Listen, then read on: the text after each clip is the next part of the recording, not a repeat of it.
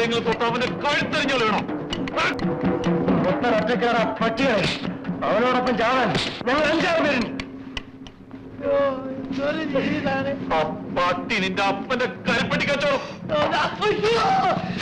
ഇവിടെ ഒന്നാ പറ്റില്ല.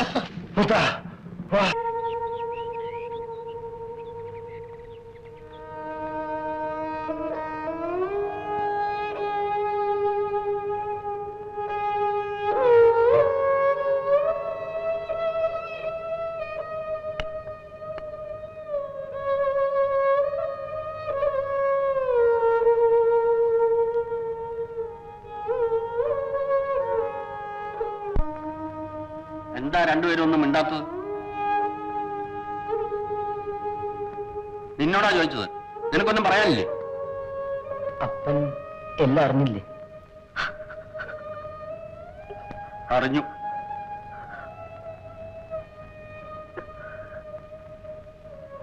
നിന്റെ സർട്ടിഫിക്കറ്റ് എടുത്ത് ചുട്ടുകളഞ്ഞ് പോയി പല കയറ്. ആദ്യമായതുകൊണ്ട് കുറച്ച് ദേഹം വേദന കാണും. സാരമില്ല, രാത്രിയാവുമ്പോ ഇവള് വെള്ളം ചൂടാക്കി പിടിച്ചു തരും. കൊട്ടും കുറവയൊന്നും ഇല്ലാതെ ഇന്ന് എന്റെ മോൻ നിന്റെ കഴുത്തി താലി കെട്ടിയതായി കരുതിക്കോ. വേണ്ടമ്മാവ, വേണ്ട, ഇനിയും എന്നെ കഷ്ടപ്പെടുത്തരുത്. മോളെ, പണ്ട് എന്നെ ഒരു പേപ്പട്ടി കടിച്ചു. എന്റെ അപ്പൻ അതിനെ തല്ലിക്കൊന്നു. എന്നെ തല്ലിക്കൊല്ലാതിരുന്നതിന്റെ കാരണം എന്താ? അപ്പൻ അറിയാമായിരുന്നു ഞാൻ തെറ്റൊന്നും ചെയ്തിട്ടില്ല.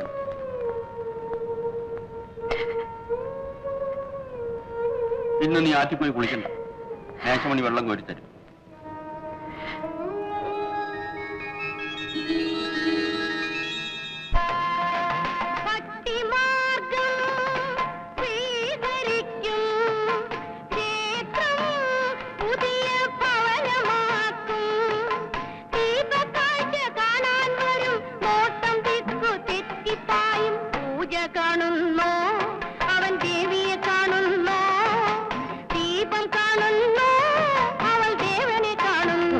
അപ്പോ വരാറുണ്ടോ? ഇല്ല. ഉടനെ വരുമോ? അവിടെ കിടന്നോളൂ. ഈ നാട്ടിൽ പരിഷ്കാരമുള്ള വീടെന്ന് പറയാൻ ഇത് മാത്രമേ ഉള്ളൂ. കയ്യിൽ കാശുണ്ടെങ്കിൽ പരിഷ്കാരം കാണിക്കാം. അതില്ലാത്ത ബുദ്ധി വല്ലതും പറഞ്ഞുണ്ടോ?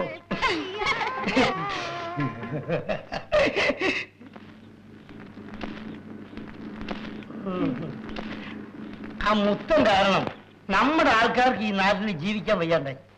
നിന്റെ അപ്പൻ ഒരാൾ വിചാരിച്ച അവൻ തോൽപ്പിച്ചാണ് കിടത്ത. അപ്പം പറഞ്ഞ ഈ നാട്ടിലൊരു വിലയുണ്ട്.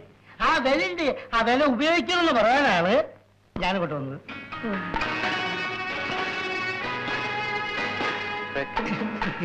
നല്ല പാട്ടല്ലേ?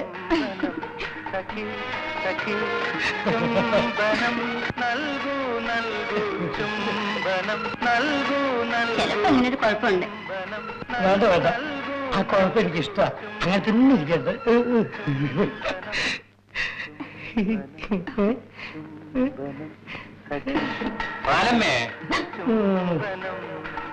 പണ്ടാറടങ്ങി തന്തന്മാർക്ക് വിവരമില്ലെന്ന് പറഞ്ഞ് വെറുതെയല്ല.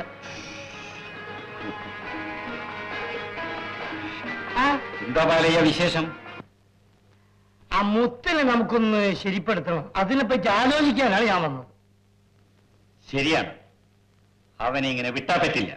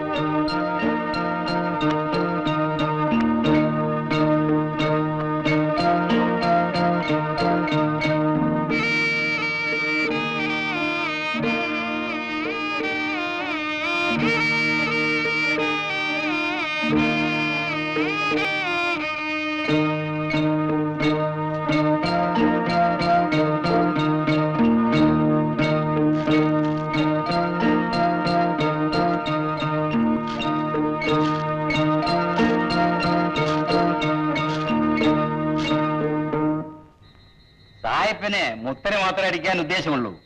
നമ്മളെ ആരെയും അയാളുടെ ആൾക്കാർ തൊടൂല. പിന്നെ ചേരൊക്കെ അടിച്ചതോ? അത് നമ്മളെ പേടിപ്പെടുത്താൻ. ഇന്ന് പാലയൻ വീട്ടിൽ വന്ന് എല്ലാ വിവരങ്ങളും പറഞ്ഞു. പാലയം പിന്നെ സായിപ്പിന് വേണ്ടിയല്ലേ പറയൂ? നാക്കടക്കട, നീ വിവരമില്ലാതെ സംസാരിക്കരുത്.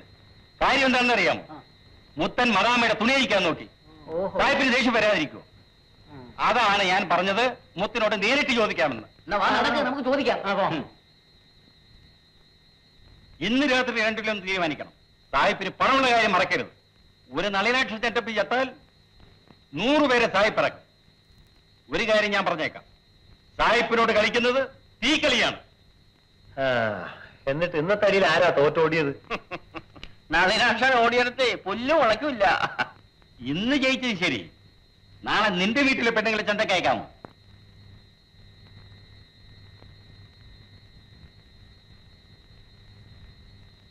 എന്താ ഒന്നും മിണ്ടാത്തത്? മിണ്ടാനൊന്നും ഇല്ലാഞ്ഞിട്ട് തന്നെ. ഉയരിനെ പറ്റി നമുക്ക് ഒളിച്ചടക്കാനൊക്കില്ല. ഇവിടെ സമാധാനം വേണം. നിങ്ങൾക്കറിഞ്ഞുകൂടെ, ഒരു ദിവസം കരിപ്പറ്റി വിറ്റില്ലെങ്കിൽ പകുതി വീട്ടുകാർ പട്ടിണിയാവും. അതിനിപ്പോ എന്ത് വേണം? സായിപ്പിന്റെ കാല് പിടിച്ച് മാപ്പി ചോദിക്കണം. അല്ലാതെ പിന്നെ ഒരുത്തൻ ചെയ്യുന്ന തെറ്റിന് നമ്മളെല്ലാവരും അടി കൊടുക്കണം. ഒരുത്തനാണോ അതോ ഒരുത്തിയാണോ തെറ്റിയതെന്ന് താൻ കണ്ടോ? കണ്ടത് മാത്രമല്ല, കേട്ടത് വിശ്വസിക്കാം. ഇല്ലെങ്കിലേ ഒരുത്തരം തന്തയില്ലെന്ന് പറയേണ്ടി വരും. എന്നാൽ മാരിയമ്മൻ സാക്ഷിയായിട്ട് ഞാൻ പറയുന്നു, ഞാൻ തെറ്റുകാരനല്ല. ഓ, തന്റെ ചെരിയുടെ അർത്ഥം എനിക്ക് മനസ്സിലാവുന്നുണ്ട്. തന്റെ വാ തുറന്ന് പറയാമോ ഞാൻ തെറ്റുകാരനാണെന്ന്? ആ നിമിഷം വരെ പല്ലടിച്ചാൽ താഴെ നല്ല കൂട്ടായി നമ്മളെ തല്ലിന് കാര്യം ചോദിക്കാൻ നീ സമാധാനപ്പെട്. ഞാൻ സമാധാനപ്പെടാം, പക്ഷെ ഇവരെ അക്ഷരം വേണ്ടി പോരും. കരിപ്പെട്ടി എങ്ങനെ വിൽക്കാമെന്ന് പറ. അതാണ് ഇപ്പൊ അറിയേണ്ടത്. നിന്നെ ഈ നാട്ടിൽ നിന്ന് പറഞ്ഞു വെച്ചാലേ സായിപ്പ് കരിപ്പെട്ടി വാങ്ങും. അങ്ങനെയാണെങ്കിൽ സായിപ്പ് കരിപ്പറ്റി വാങ്ങണ്ട. നമ്മൾ പിന്നെ പട്ടിണി എടുത്ത് ജാകണം. മുഴുവൻ കരിപ്പട്ടിയും ഞാൻ വിലക്കെടുക്കാം.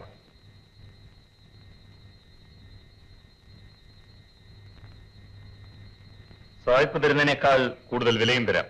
എന്താ, മതിയോ? മതി. ഓ, അത് മതി.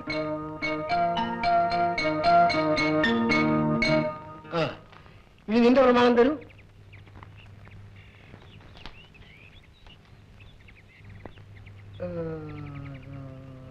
ശരി, ചോദിച്ച പണം ഞാൻ തരും. പക്ഷെ പറഞ്ഞ സമയത്ത് പണം തിരിച്ചു തന്നില്ലെങ്കിൽ വീടും പറമ്പും ഞാൻ ജപ്തി ചെയ്യും. 1 മാസത്തിനുള്ളിൽ പണം തിരിച്ചു തരാം. നിങ്ങളുടെ ഒക്കെ കച്ചവടം ശരിക്കും നടക്കുകയാണെങ്കിൽ എനിക്ക് പണം തിരിച്ചു തരണമെന്നില്ല. പലിശ ശരിക്ക് തന്നുകൊണ്ടിരുന്നാ മതി. നല്ല ലാഭം കിട്ടുന്ന കച്ചവടമാണേ. അതെനിക്കറിയാം. അതുകൊണ്ടാണ് ഞാൻ പണം തരുന്നത്.